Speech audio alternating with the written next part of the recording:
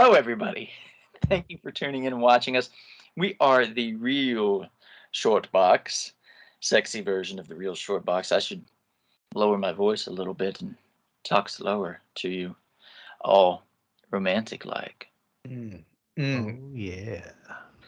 Oh yeah. No, that's the wrong type of romance. Oh there. yeah. Oh, Oh, so no. Oh. Okay, well, thank you for tuning in, guys. I'm Donald, and of course, we always have Chris, Kevin, and Jarrett here. So, hello and goodbye. No, I mean, hello. Thank you for tuning in. We are talking today. Our hot topic here is basically it's not the store hot topic. It is Disney. Do they own too much? Do they own too many properties? Do they own too many companies? Why does Disney keep growing? Are they going to take over the world? If so, what do we have to say to make them love us and acquire us as well so we can be on Disney and make lots of money? Kevin, why don't you give us a list of all the properties or some of the properties that Disney owns? Oh boy, we might be here all night, but I'll just give you the most popular ones that people are aware of. All right. First, they own ESPN. Obviously, what they call the leader of sports. Network entertainment. It's where you see most major sports games. Then there's Marvel Studios, of course, our beloved Marvel Studios. I remember when they were bought in 2009. So, of course, that's a huge part of their revenues. All those MCU movies, all those MCU television shows, and so forth and so on. Then, of course, Lucasfilm, another big piece of the pie, so to speak. And of course, for those who know, Lucasfilm, as where Star Wars is produced, as well as the Indiana Jones films, they have that property as well. Mm-hmm. Then, of course, you have Pixar Animation. Mm-hmm. Many of the great Pixar movies of the last 27 years at this point comes from Pixar. So they've owned Pixar since 2006. Then you have ABC Network, TV network. Then you have, of course, 20th Century Fox Studios that they acquired a few years ago. That's a big one. That's a big one, and that comprised of course, Searchlight's a part of that. Regency Enterprise is a piece of that as well. Then, of course, you have A&E Networks. They have that. They have FX Networks. Mm-hmm. They have National Geographic Channel. And then, of course, you have all those parks around the world, Disney World in Florida, Disneyland in California, Euro Disney in France, Disneyland in Japan and in China. And Okay. sorry, So they have a lot. we could be here all night. They own a lot. So they have a lot. And by the way, $67 billion in gross revenues last year in 2021, if I might add. That's quite a bit. Yes, sir. That's quite a bit. So, Jarrett, you are going to be discussing something here. I'm just going to let you get right to it.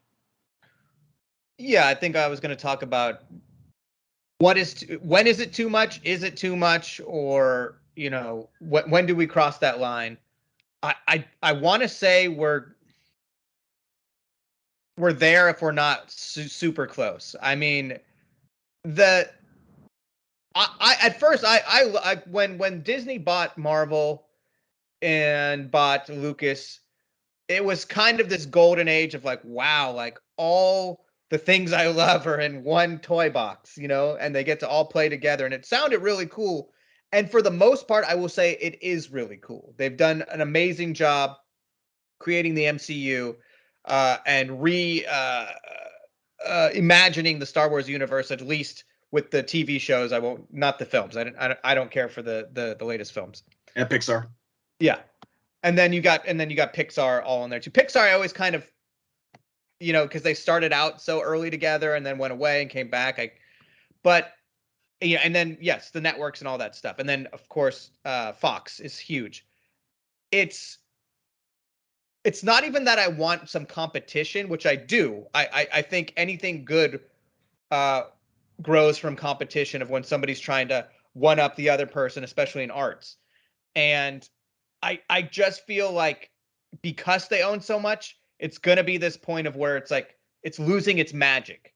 Disney used to represent, that guy behind you, Kevin. Walt Disney used to represent something special and unique and individual. Originality.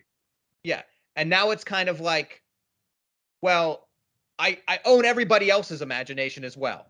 So it's like it's not so individual anymore, and the magic to me is waning. And I even see that in the parks, and I see that, like I was thinking the other day, it's like I want to go to Disneyland.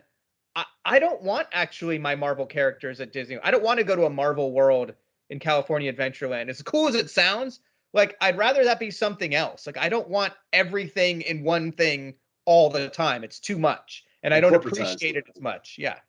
Yeah. So that's where I stand. Yeah. Totally understand that. Oversaturation, so to speak. Yeah. It sounds like it. Yeah. Chris, we were talking earlier, and you have a different kind of a take on it.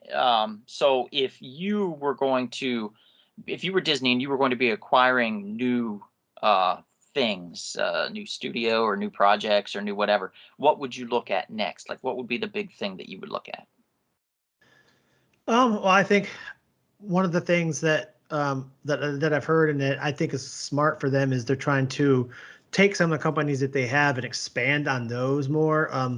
Like the big one is that they're trying to acquire Sunday Ticket, and so they can put that onto their ESPN Plus subscription, so they can try to sell more of those subscriptions.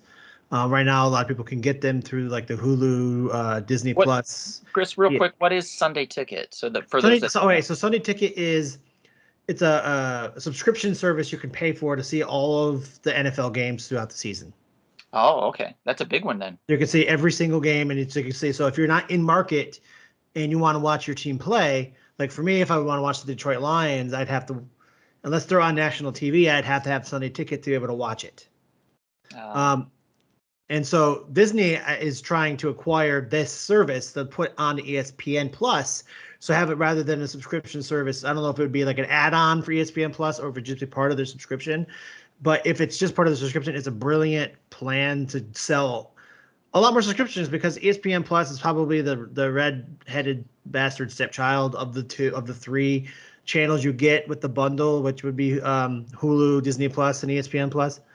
And I feel like if they did that and they were able to put it on there, they'd sell a lot more subscriptions, and might actually help their subscriptions for their other systems if they're doing the bundle. So I think it's kind of a genius idea, and I don't mind Sunday Ticket going to ESPN Plus. I don't mind that at all. I don't have it either way, so it's probably gonna be a little cheaper because ESPN Plus is not, or because Sunday Ticket is not cheap. It's like over $100, like $120.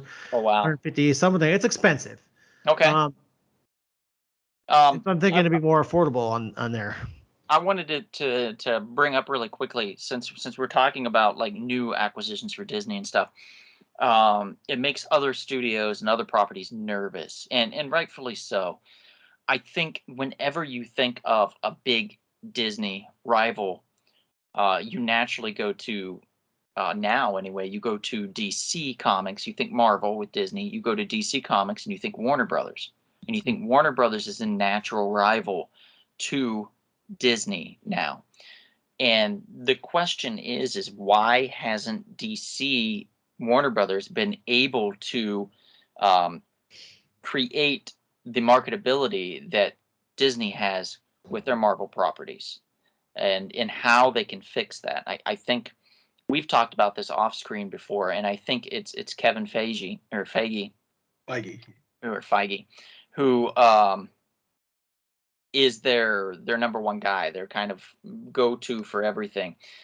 And he does for Marvel what now Filoni, was it Filoni? It's Dave Filoni and yeah, it's Filoni and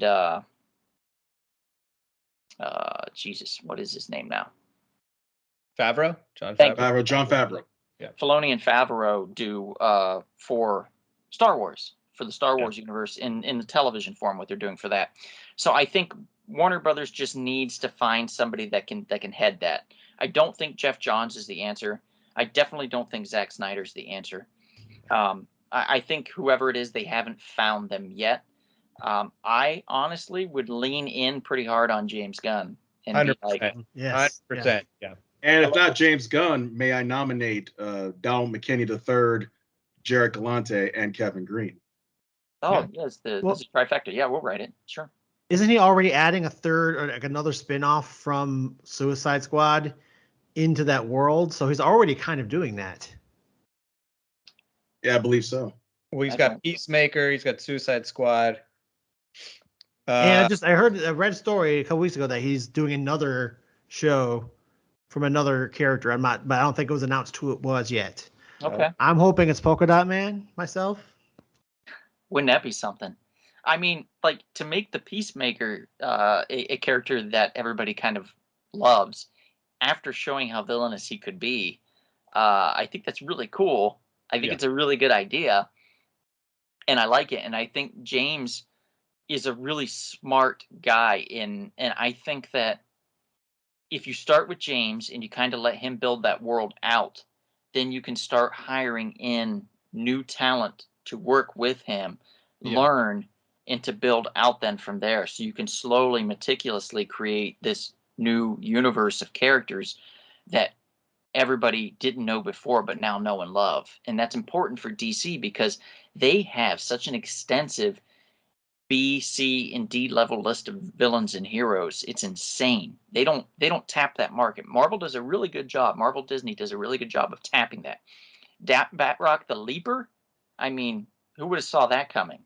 Yeah. Really, like that's how they do it. They're able to market and figure out how to market these characters that are so lower level. And I think DC's just now tapping into that. Warner Brothers is just tapping into that, and they need to push that a little bit harder. But that's just my hot take on that. I agree. I want to thank you all for listening. If you have anything you want to say in the comments, please feel free. We love to respond. We love to hear what you guys think about Disney and if they've gone too far and how we can fix that if we had to. So thank you. If we don't see you out and about anytime soon, perhaps we'll see you At the special, wondrous, and sometimes expensive comic book. Shop, now owned by Disney. What? Yay! No.